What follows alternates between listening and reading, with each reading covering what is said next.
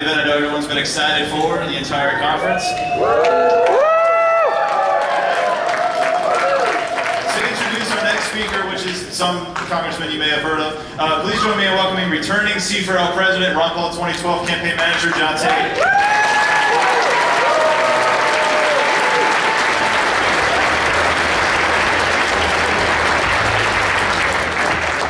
Thank you, Matt, and thanks everyone again for coming. I'm not going to draw this out. You all know who you're here to see. Ron Paul. He's more than just a congressman from Texas. He's more than a presidential candidate. He is the defender of the Constitution, founder of Campaign for Liberty, Dr. Ron Paul.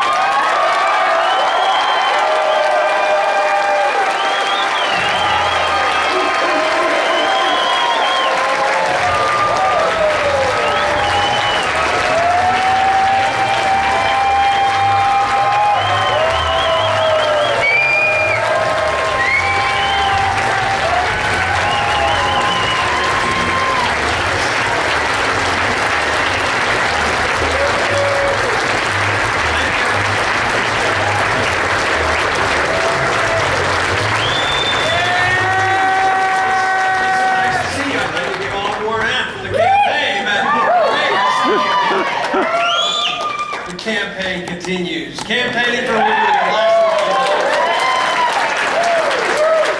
Somebody that campaigns with me and has for a long time is my wife Carol, sitting over here.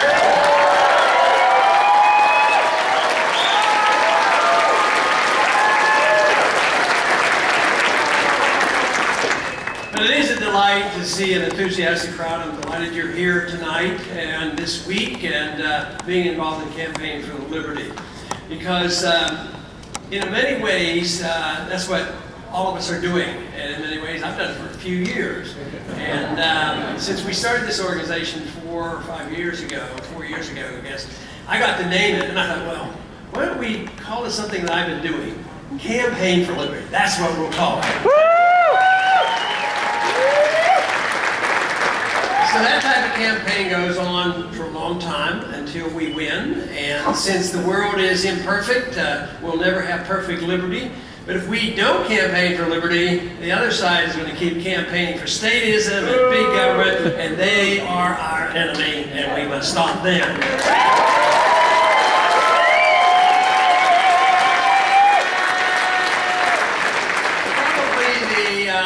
Best success we've had with the Campaign for Liberty has been the grassroots effort the Campaign for Liberty has done on making sure that we got the bill at least passed the House of Representatives to audit the Federal Reserve system.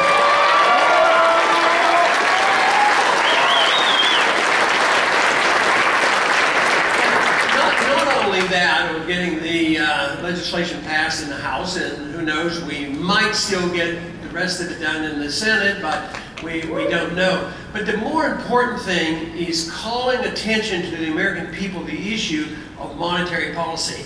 They're never going to put that back in the bottle, let me tell you. People know now the importance of monetary policy and the Federal Reserve. Thank you for all your hard work.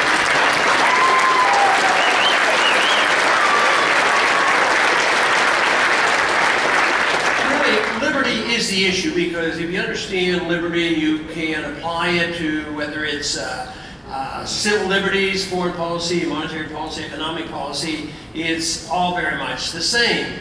But in order to understand how the system works, you have to understand the monetary system, because big government can't exist without a Federal Reserve. It just wouldn't happen, because Congress would have to pay their bills. And with the Federal Reserve, they're able to deceive the people, pretend that they're not being harmful, and delay the payment, and that's what this is all about. Now, Bernanke, this week as usual, and as all the Federal Reserve chairmen that I have met always say, when they get into trouble and they can't seem to be getting out of it, say, well, Congress has to do more. Of course they should do more, they should do a lot less, is what they need to do.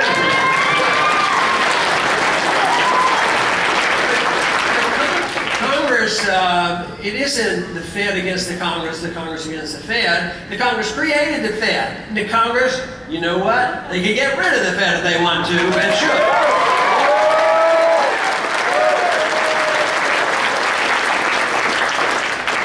But if there are special interest groups, as there certainly are in this country, that support the warmongering going on in the military-industrial complex.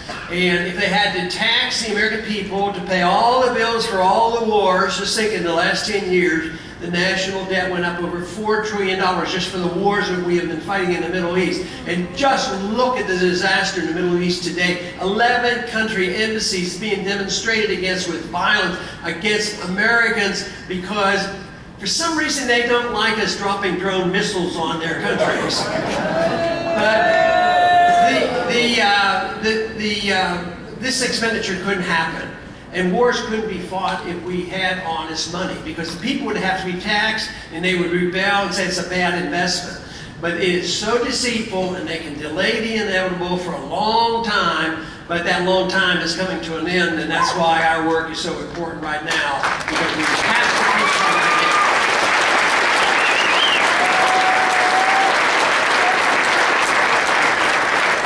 The same is true about domestic welfare spending. If you paid all the bills, people would rebel, and everybody would know how much it's costing. But if you can run up the deficits, and there is an absolute agreement that the Fed is going to monetize it. They're going to buy that debt. If not, what happens? Interest rates go up. Well, they could borrow for a while, but there's not enough lenders out there, so interest rates would be higher, and this would be hard for the economy. But then all the pressure would be on the people and the Congress to cut the spending and let the people spend the money, not the government. That's right!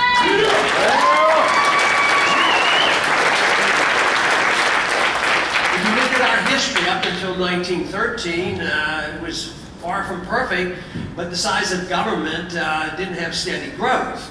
And it was the inevitably bad year of 1913 that changed, our history so dramatically.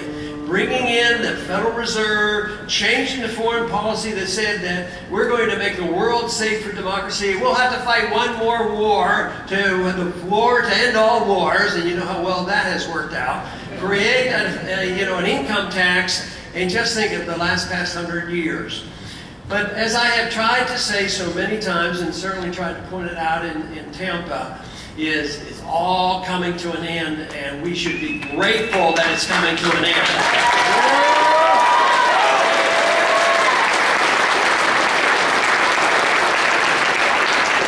So the question isn't so much, will the Keynesian and socialism, welfareism, and interventionism end? Is how it's going to end, and how many people are going to be prepared, how many of us will be out there, how many will then argue the case for sound money and personal liberty and economic liberty and a sensible foreign policy. That is what we have to have out there. Now it'd be nice, as I suggested in the campaign, there's no reason why we can't have a transition. We can move from one to another. We could turn down the spigots of spending and bring our troops home and cut back on spending and work our way out of this. The odds aren't very good that's going to happen. Just this week, there was efforts, a continuing resolution for 6 more months, and the one thing for sure, the party that's in charge of the House of Representatives made sure that the military budget went up 26% on the continuing resolution. See, this is the reason why I'm convinced that we are going to keep doing the same thing over and over again. When are we going to see that the Fed all of a sudden is going to be a good manager? I mean, we saw what the Fed does this week. I mean, they've been trying for 5 years to bail out a system that collapsed because they spent too much, borrowed too much, printed too much. So what did they announce this week? Well, what we need to do is we really need to print money, and we've tried QE1 and QE2. Now we're going to have perpetual QE, and now we're going to get $40 billion of new dollars every month, which is nearly $500 billion a year, and if necessary, they'll increase it. They guarantee low interest rates for another 3 years, and then they wonder why people don't get their confidence restored, and they don't know, people get confused on what to do. Well, there's one reason why they get confused, and that is the most important thing for individuals to make decisions on business-wise and investments is the issue of interest rates. Because in a market economy, if the people save money, they drive the interest rates down. And the businessman said, oh, interest rates used to be 4%, they're now 2%, this is the time I invest and rebuild. What happens if nobody saves any money and interest rates are 0? And then you get really malinvestment. The money is printed, passed out to the banks for free, and then they can put it back into reserves and get interest paid from the Federal Reserve, or they themselves, or the banks, or the Federal Reserve buys debt. And there's no incentive to go out and invest in a risky economy, because the more the Congress interferes by passing more laws and not knowing what the tax code would be, passing socialized medical programs and on, people don't have their confidence restored. So this is the reason that we are going to go on like this. We do not know when it will end. It could end soon, it could end later, a year, 2 or 3, who knows. But I believe we're getting awfully close to this. Then, this is where our efforts has to pay off. Because the Campaign for Liberty is actually trying to get more people to not only understand it, but don't at least not be hostile to freedom. Because freedom, our interest can be found in freedom.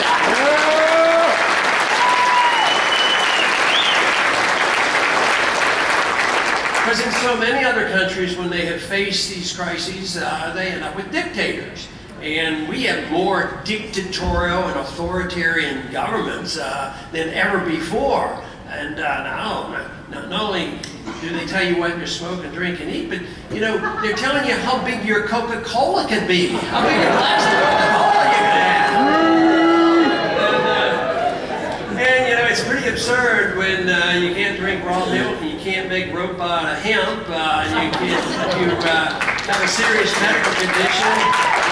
If you have a serious medical condition that can be helped with marijuana, you get put in prison with your wheelchair and all. There's something seriously wrong. I was in Edwards doing liberty law.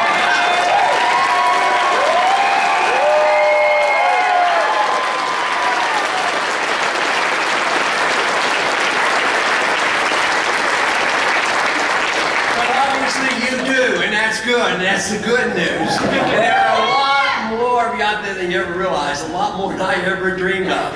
Because I've often made the comments that I did do a little bit of speaking. I used to practice a lot speaking because I would go to college campuses. I used to be able to get 30 or 40 people out in one group on a college campus. But now a few more come, and we should...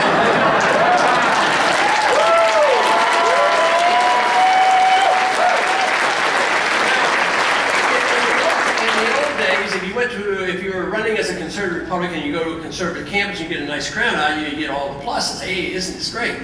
But if you went to Berkeley and you ended up getting a big crowd, even the University of Texas, you'd say, hey, you're in Austin, you better be careful.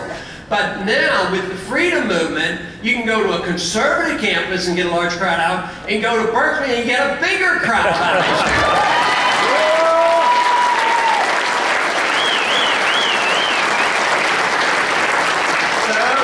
That makes my point. Freedom brings people together. People who believe in freedom for different reasons, we all should come together. It should, eliminate this whole concern about diversity. Whether you want to spend your money, save your money, or whatever, or waste your money.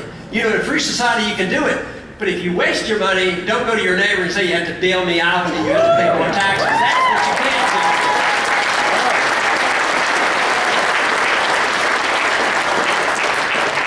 But it truly does bring people together, and that's what I think is so magnificent about it. Not only on the money issue, we understand it on the religious issue. Americans are pretty good, except when they get angry at certain groups and they have to bash them and say, well, they're the cause of the war and all this kind of stuff.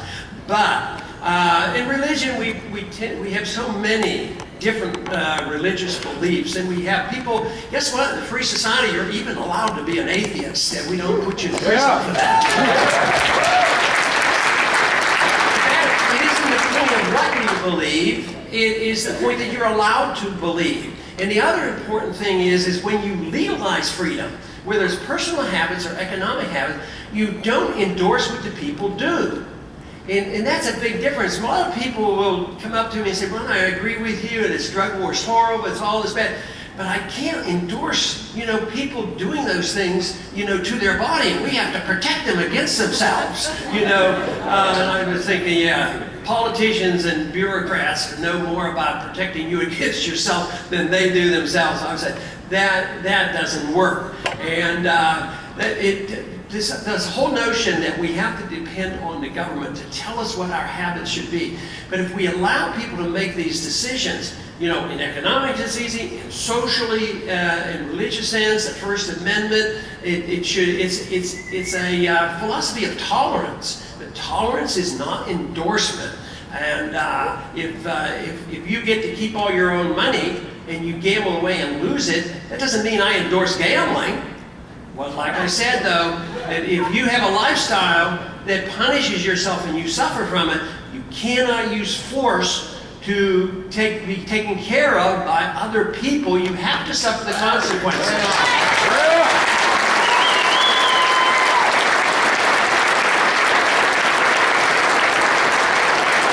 Not only should you suffer the consequences, you should reap the benefits. What if you're frugal and you save and you invest? You should be able to keep the fruits of your labor. That's why the income tax is morally wrong.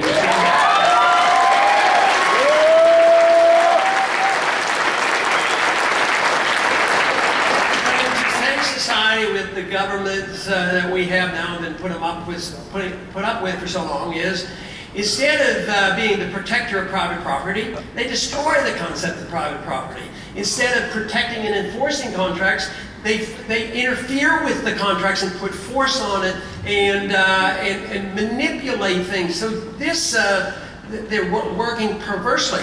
The Constitution, as well as the Coinage Act of 1792, is don't counterfeit. It's a serious business. But what do we have? We have the Federal Reserve as the chief counterfeiter of the world.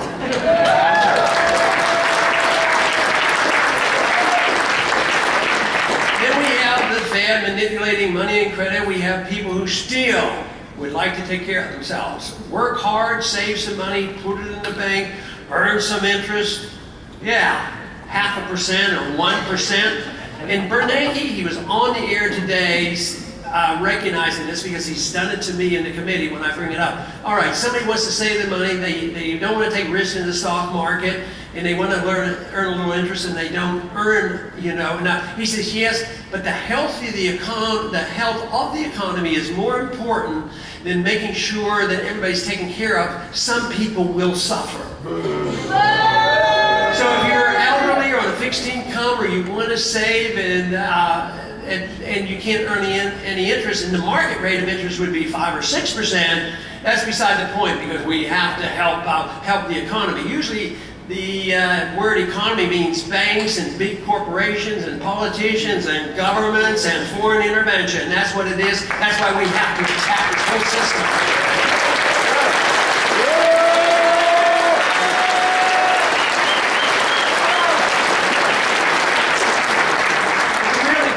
Is that a lot of people are hearing this message. You have helped to spread it. The internet spreads it. You have had numerous speakers here. The Congress, I was kidding the other day, but it is true, used to be voted by myself was sort of a neat little event, at least waving a flag. You don't care about that. But now I have these guys like Justin Marsh and other people, they're voting with me, and I can't be by myself.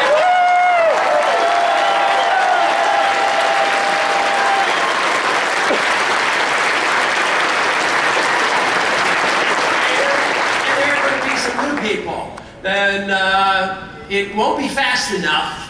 We have to keep doing it, but setting a standard and setting a record is very, very good, because people are watching and they will be encouraged. And this is why, no matter if we can get the good people in Congress, they have to be principled and stick to their guns. We have to keep working with the Campaign for Liberty. We have to change people's minds. Ideas do have consequences. Bad ideas have bad consequences. So these things are powerful, powerful weapons that we have. And we have the side of truth on, we're on the side of truth, which makes a big difference. If freedom is the answer and authoritarian is something that has been around for thousands of years and has always failed, undermining personal liberty, I mean, we have truth on our side, and we just have to energize people. We have to get their confidence back. This is what's happened to the American people. They've lost confidence in true freedom. They say, well, yeah, freedom is good. That's a good thing. But you have to give up some of it to be safe. You know, how can you have a safety net? And how can you be protected against the terrorists if we didn't have TSA? You know? Yeah, I think that's a little bit confused thinking, and I think more Americans are beginning to understand this. But private property would solve all that problem at the airport. The people who are supposed to provide the security are the airlines, not bureaucrats that belong to labor unions.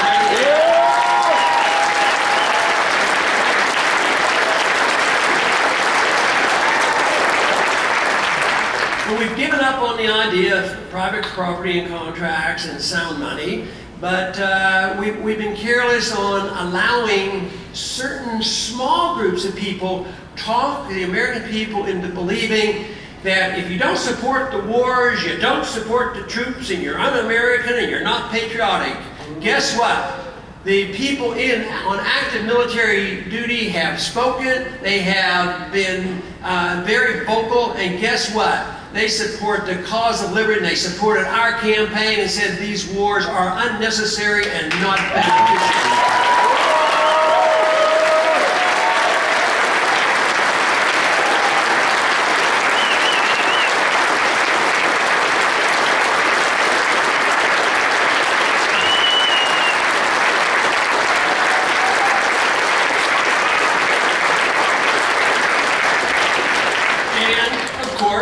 A very good reason to just bring them home. We could. I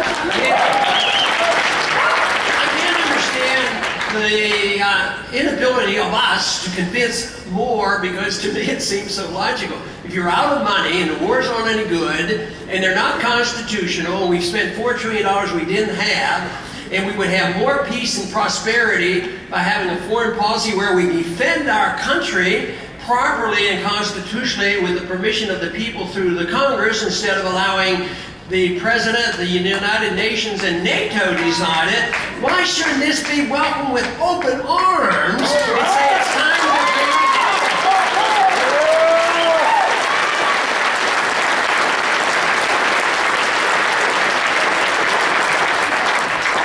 So the rule of law has been, carelessly taken care of. We don't really follow it. Nobody, not many at least, really care about the Constitution in the Congress. I mean, they take the oath of office, but the worst part about it isn't that they don't follow the Constitution, which is horrible, but they believe they're following it.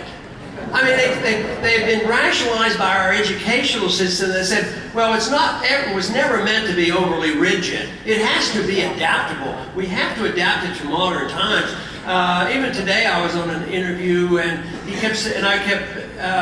we were talking about economy, and I said, well, the economy was pretty good without a central bank back in the 19th century. I don't want to talk about that. That's old-fashioned. We don't even want to go back to that. But we do have to recognize that markets work and foreign policy works, and going backwards is not the problem. What we want to do is pick up the pieces. We had a good system.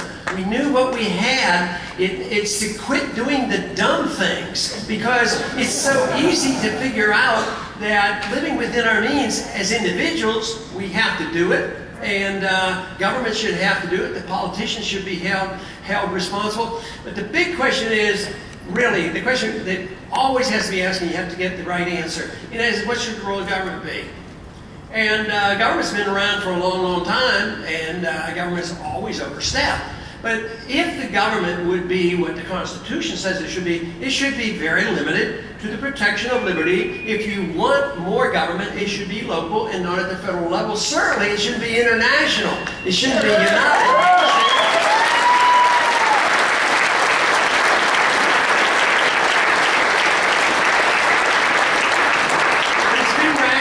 acknowledged by the members of Congress and by the people. I certainly heard it. It really hurt to hear people so often say right after 9/11, well, it looks like we have to sacrifice our freedoms now to be safe. And you know, the truth is you take an oath of office, you take an oath to be a president, you don't swear an oath, I'm going to keep the American people safe from here on out.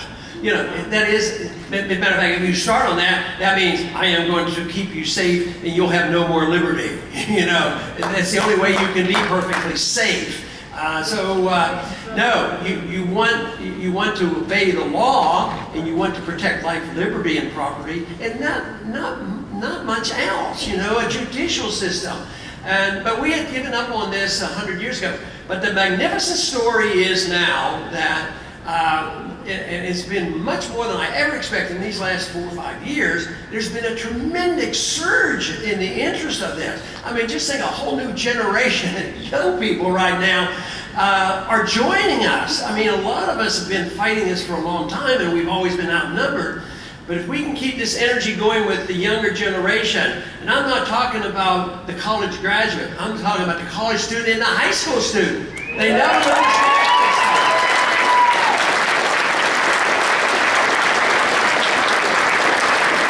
I get pretty impressive. I mean, a high school student, he says, I've been reading Mises and Hayek and Rothbard. I didn't even heard those things until I got out of college. So now, the people I meet from the younger generation are way ahead of anybody I ever met when I was in high school and college. But the needs are much greater. There was a lot of wealth left. There was a lot of momentum, and we've been consuming it for now several decades. There is no real wealth in this country. What you see as wealth, most of it is debt. The dollar functions, but the dollar is debt. So it doesn't have a real value, but the trust in the dollar is still there. So there is always a subjective element on value. There's still a thought around the world, well, the Americans have all the weapons and they have a lot of wealth. We're going to take their dollars and that sort of thing. But it could come to an end. Matter of fact, the last 4 days since Bernanke announced you know, this QE, continuous QE, the dollar's come down sharply. And with this stuff going on over in the Middle East, as well as, you know, the oil prices going up and all, we could be getting pretty close to this. This stuff in the Middle East really dramatized. I guess you've seen on TV some of the maps now. They will paint each country in red that had some revolt or rebellion again and demonstration against America in the last week. And there are 11 countries right now. And they want to tell you this because somebody, someplace, did a video that nobody has seen and nobody understands, and they say, oh, that's why they hate Americans. Well, guess what? It's all in Arab countries that we have been taken over. We prop up the dictators. We're on both sides of all those issues. We prop up dictators like in Egypt, give them billions and billions of dollars and pay them to be friends of Israel, and then all of a sudden the people rebel against that government, and so we participate in the overthrow of our puppet leader in Egypt, and then somebody else comes in, and lo and behold, guess who's in the rebellion? The Al-Qaeda. So, and the Al-Qaeda is in Libya as well, and they're involved in Syria. They were in Iraq, but they are now. I mean, the whole thing about the foreign policy makes no sense whatsoever. We spend all that money, we're less safe, and that can get out of hand. There's a lot of planning done on how to manage and spread our empire. And they don't sit down and say, well, let's have a world war. But sometimes some of those plans get out of control. What I fear the most is a false flag. Something happening where one of our ships goes down, or there's a plane goes down, and of course it had to be the Iranians, you know, for sure, for certain. But who knows? But then the emotions run high. But even today, when you know our ambassador was killed, I mean, there's a lot of people ready to go to war over this, and never asking the serious questions. But I am convinced that if we have a sensible foreign policy, we would have more friends in the world.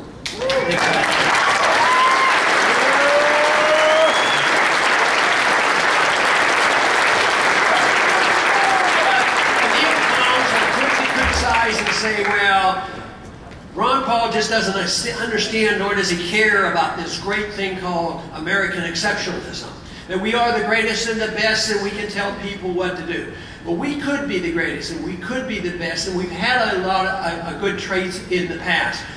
But the one thing that we as a people have to come to realize, that if we have good traits and we do a good job, have a good economy, a sound money, and a sensible foreign policy and mind our own business, guess what?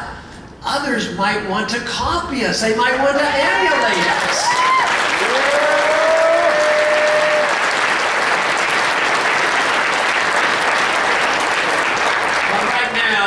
There's not much effort in that. I am also concerned if there's a false flag and things break out, what's going to happen is we'll go bankrupt at the same time. And if you think the map right now of those 11 countries expressing their anger toward us, I think there's going to be a lot more who have been held in check because we've had weaponry and we've had money. And my complaint has always been that we've only had two options on foreign policy. One, you do what we tell you, we'll give you a lot of money, or if you don't do it, we're going to give you a lot of bombs. Right now, we're doing both to some of these countries. We're shooting them at one time, and at the same time, we're giving them money. And why don't we offer this other one, based on the Constitution of Liberty? Why don't we offer neither? Just offer friendship and trade, no money and no bombs. That's what we leave them alone.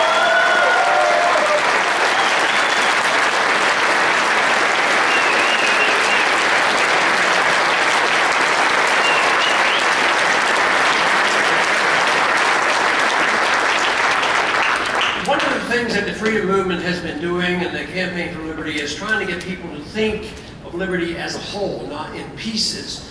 And liberty was chopped into pieces, and still today you have conservatives defending one part of it and liberals another part of it, and then it's also mixed up by even the conservatives who might be pretty good on economics. If they get a president that's not so conservative, they have to go along with him because it's a partisan thing. And then you'll have it on the other side. You might have a president supposed to cut back on arresting people for marijuana and also have less war, and he defies it, but then the Democrats say, oh, we can't challenge him at all. What we have to do is challenge people and say, look, when a conservative says the right thing about economics and a liberal or somebody else says something right about civil liberties and getting the government out of our personal lives, or anybody would say a foreign policy that makes sense, and we have coalitions in Congress now because there are less Democrats because we have a current Democrat president. The coalition is smaller, but the numbers of the Republicans are growing. In this coalition of saying, we don't need this. So this is, once again, bringing people together and seeing liberty as a whole. It's one piece, and I think that's what we have to work on.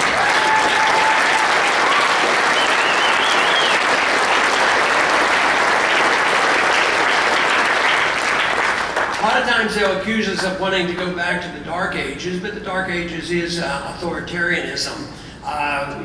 Freedom is a relatively new idea. The history of man, when you consider the history of the universe and how many billions of years that the planets and all existed, man has only been around for a short period of time, and knowledgeable man is just in terms of thousands of years when they were reflecting and writing books. So it's very short. But the history of man making great progress and understanding how important liberty is, it's very, very short. In the term of all history, it's just a couple seconds or a couple minutes. And so we're really just on the cusp of understanding, what this is all about and what it can bring about. But there's only one principle that has to be followed because our views and our desires and our preferences are all different.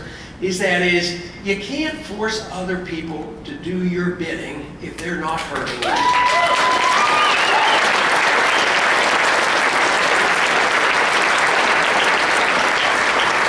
Now, a lot of people will accept that. It's easier to get to accept, just don't hurt me or don't steal my property.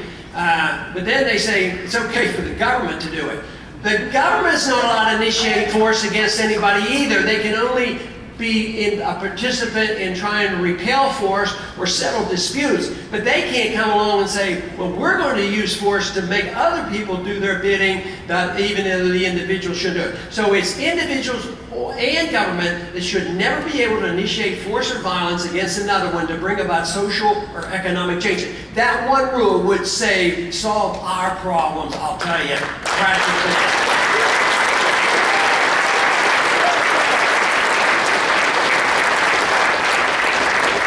But we should be very optimistic. I know there are some who say, you know, we should have done better, you know, in the campaign. Quite frankly, I think we did pretty good.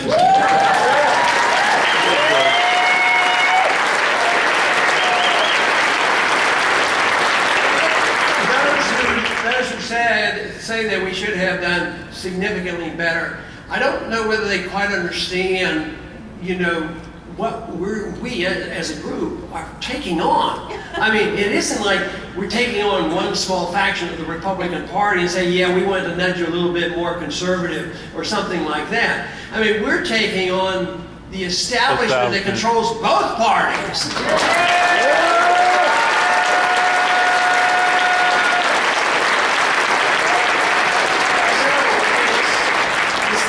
System, it's the welfare state, it's the military-industrial complex, it's a lot of corporatism and subsidies that go out to so many. So I say that the task is rather large, so the success, I think, is very significant. But the other way you might look at it, if you're looking for a positive sign, I don't know how many candidates there were in the first 4 years ago. Let's say there were 12, let's say there were 10 or 12 this time, so there are about 20. There weren't very many that came in second. You know, there were a few that dropped by the wayside that didn't make an impact, and they're done and gone, and they have debt in the bank, and they don't even pay their bills.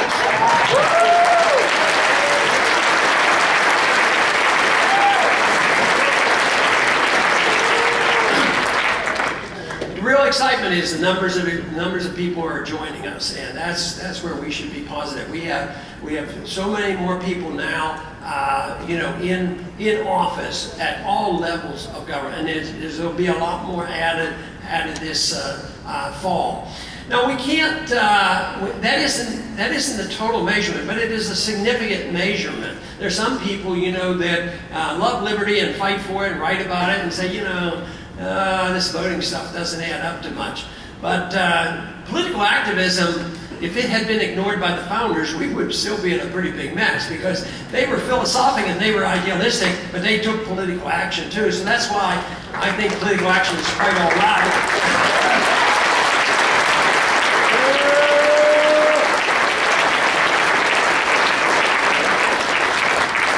I want to encourage you and thank you for all that you have done. Continue to do your work and do your job. And then people say, well, what is my job?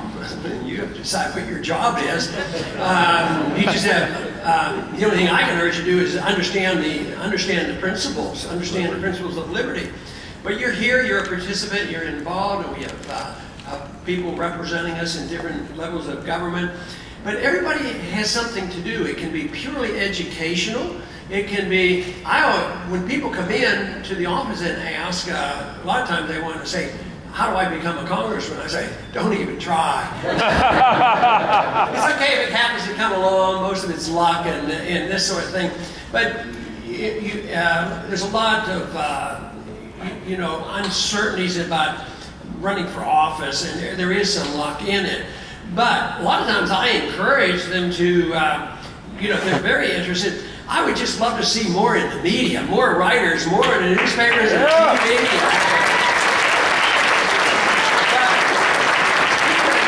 Even that's getting easier, because right now, if you look at the number of people who look at CNN for their news, most people are now getting more news off their internet and off their computers than they are out of CNN. So we're already there in many ways.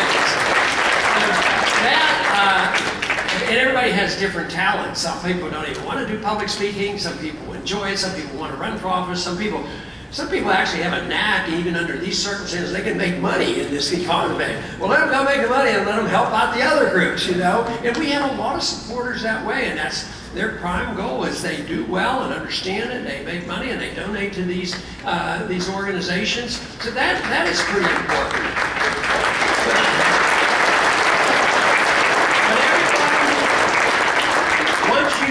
Once you discover what's going on and you basically understand this philosophy, actually it's a pretty uncomfortable position to put you in.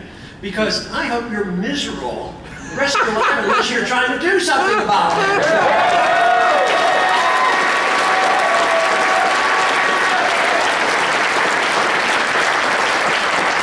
And I do believe that people who are informed, that they're a moral person, and they say, you know, we know this is a bad situation, and if you're directed by wanting to know the truth and spread the truth, and it's a moral principle, you do have a greater obligation. And you know what? You're in a group that's only going to be probably the group that's about 10% of the population, because you know the issues, you understand, and you study, and you read. But most people, even those who vote, they don't think about it until the day before the election sometime. All these polling on who's going to win in November, I think it's all talk, because there'll probably a bunch of people aren't even going to pay much attention, and who knows, there might be something else to do that day. They might rain, they might not even show up, you know, for that matter. But it is, your role is very important, and that's why I work very hard and encourage all the team on the Campaign for Liberty to be involved. So I'm glad you're here and want to assume, you know, some responsibility. And of course, you know, if you don't have any fun doing it, it can be a real dull job. So have some fun doing it. And one thing that is fun, though, is being with like-minded people. Isn't that pretty neat?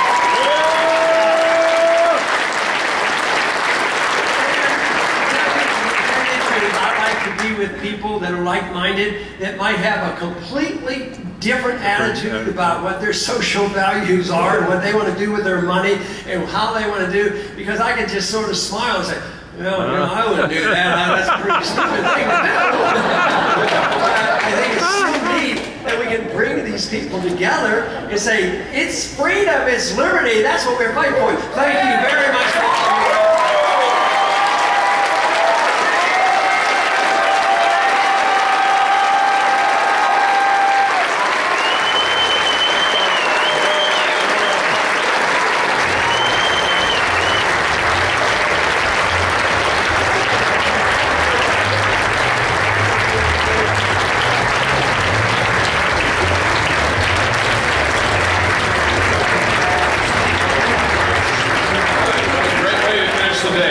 I've got just a couple of quick announcements. Mallory Factor is having his book signing downstairs in the lobby for his book Shadow Bosses.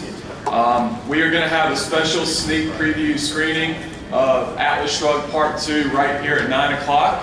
And please remember, you don't want to